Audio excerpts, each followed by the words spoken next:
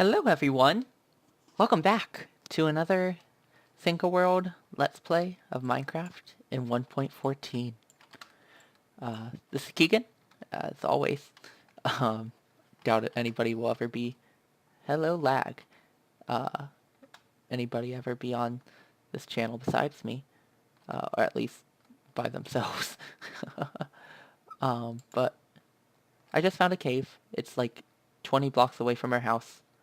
So, or dirt hole. And yeah, so today we're going to talk about Revelation chapter 3 and about the Church of Faith, or the Church of Philadelphia. It is the sixth out of the seventh church, and I just watched a sermon by Mike Bickle, the leader of IHOP, about it 2 nights ago. And guys, it's a phenomenal message that he laid out for IHOP and then for everybody who is watching. And wow, that is some dud of a cade. There we go. There's another one. But I should have probably checked. But yeah, so Philadelphia, the Church of Philadelphia, they were the one that, first of all, each church has a different describing name of who God is, and this one was holy and true, and the one who holds the keys of David. Now, holy and true, we can sometimes read over that pretty easily in Revelation 3, but in that time period, they were going through some persecution, as always, but for some reason, the church just always go through persecution, whether inside, within the church, or outside the church. And holy means set apart, to be set apart of, either whether good or set apart from bad. So like, for good, he's even set apart, Jesus is even set apart from the angels.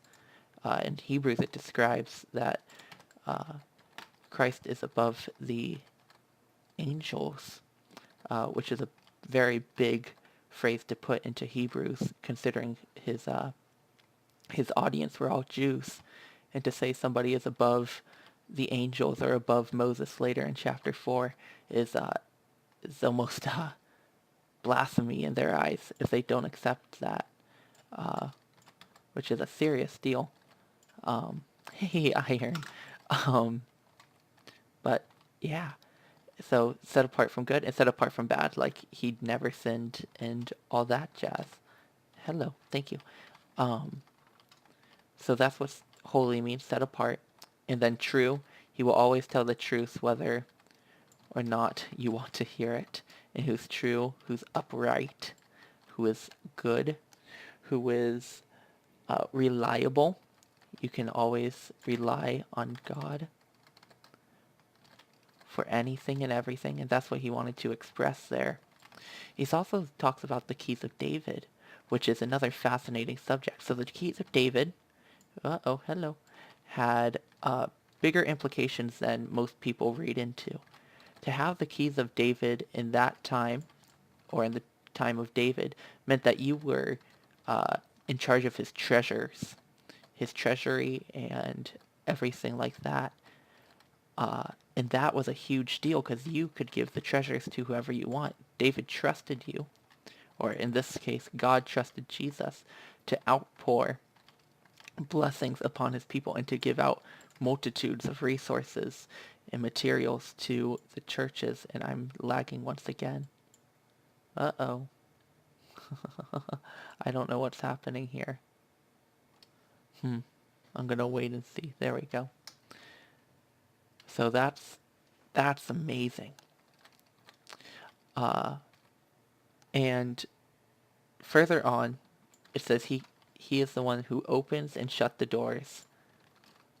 So that further implies what the key of David does to close or shut the door. So I'm trying to explain this in a in a way. So no one can close the door, not Satan, not you. Okay, I'll get to that. No one can shut those doors that God opens, and no one can open the doors that God closes. Not Satan, not angels, not demons, but it was all about having our assignment from God. And we are the ones responsible. Some people go into ministry saying that, okay, I've been assigned by God to do this, that, and the other thing. And then 10, 5 years, maybe even a year goes by and they're like, I give up. It's too hard. And this is what he's talking about in verse 8 through 9, talking about perseverance. And it's a very big issue because a lot of people do not have that specifically for their God-given assignment, and we are the only ones that can say yes or no to assignment. He says the assignment. It's not a assignment. It's not whether we can pick and choose our assignment from God. Kind of like the story of Moses. He was assigned, yes, more cave. He was assigned to bring the people out of out of Egypt, the Israelites out of Egypt. And he gave all the excuses on why he couldn't do it, but God wanted him. And of course he could just refuse it, and I don't think God would have been a very happy camper there, but he accepted it reluctantly. And looked how much it blessed the people of Israel and him personally. To be even described, to even be listed by the same person who could even consider that Moses could be greater than Jesus, which is not true. Hebrews tells us. As Hebrew tells us. So, oh, hello, Lapis. Wow, and Creeper. So that is just awesome. Ooh, a squirrel. I'm right next to a window. And squirrel just came around. Y23, wow. Hello, oh no. Thank you. So that is just incredible. And in Revelation, he always talks about rewards being given out for those who were faithful and persevered, and those who are victorious, as it describes. And this one was super interesting to me. Some gold, nice. One of them was being pillars in the New Jerusalem, I believe, or just in the temple. Let me get back to you on that. In the temple of God, yeah. In the temple of God. And, just somebody glosses over that, like, hey, cool, we're going to be inanimate objects, but that's not what he's talking about. I believe it's 1 Corinthians that talks about the body being a temple,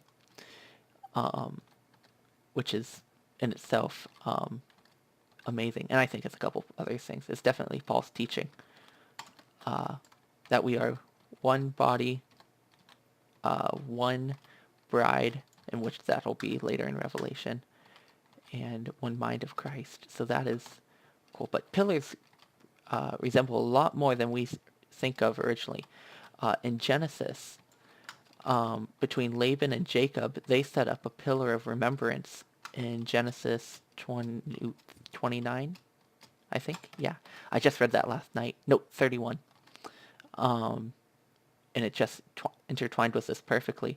And it was supposed to be a memorial. So when he's talking about being pillars in the temple of God, we are literally going to be memorials of what God did in our lives and the covenant between man and God. So that's awesome. And pillars also represent strength, right? It holds up a building together, which is absolutely, insane that we're going to be building. We're the strength of the temple in a lot of numbers, and God is the ultimate one who sustains us. But that's one of our gifts. I'm going in circles here. Too bad that wasn't all that much. Uh, but that's absolutely crazy. And they're beautiful, obviously, because, like the Supreme Court even has the pillars that are etched with stuff, and on top of the pillars are etched, I think it was with, oh boy, it says God We Trust somewhere there, but I think it's the 12. Oh, goodness. I don't know what the Supreme Court has above it, but you know what I mean. They're beautiful. And memorial and their strength. So that's what pillars imply, and that's crazy. But in order to get being a pillar, and I think these heavenly rewards are something that we can still obtain today. It's not just exclusive to the Philadelphia church. Uh, it goes on for here in the present day, which is unbelievable. Uh, the God giving us things for showing loyalty and perseverance to Him above all the noise in this world, which is, yeah, I can't even wrap my brain around it.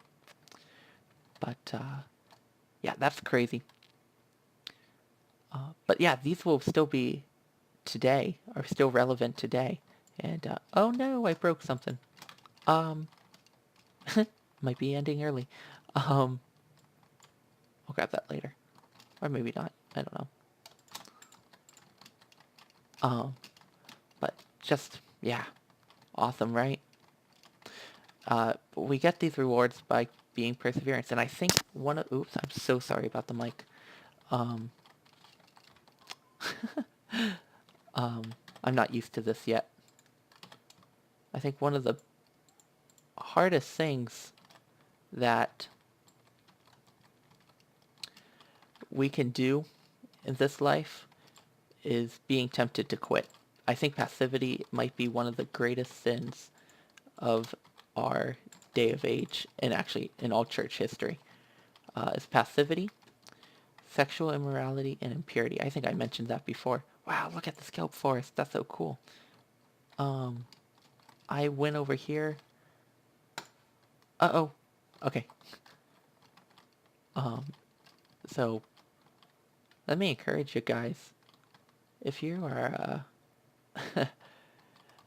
if you're feeling down in the dumps right now, and you don't know what your assignment is, or you know your assignment is, and you feel like quitting, oh, no, no, no, no, no. Aw, that's not good.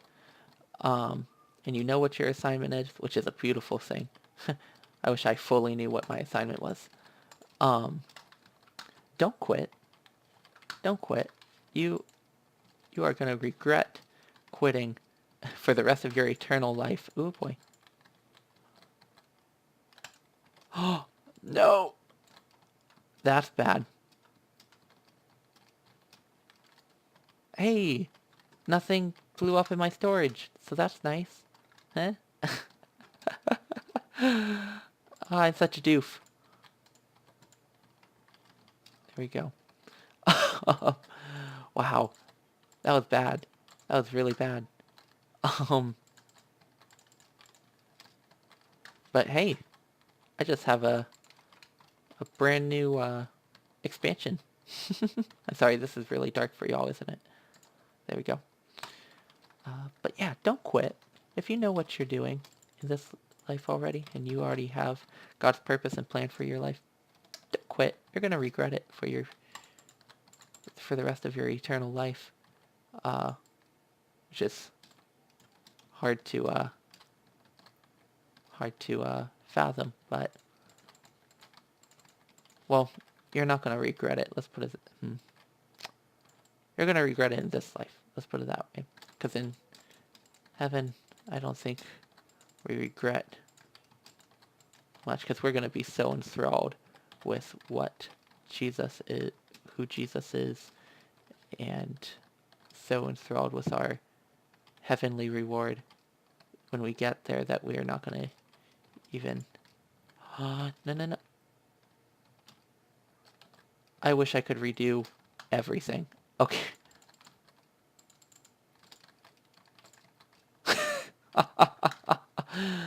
Wow, that was so good, Keegan.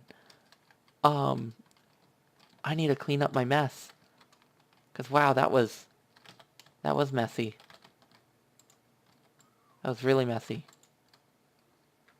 Um, but in any case, don't quit. It's gonna be good. Don't quit. That was really a really rambly episode, wasn't it? But I felt like I wanted to share that. Um, I don't know how much time I have left, but in any case, wow, I need to fix that bad now. uh, I'm such a doof. That's okay. Wow, that was impressive. There we go. No.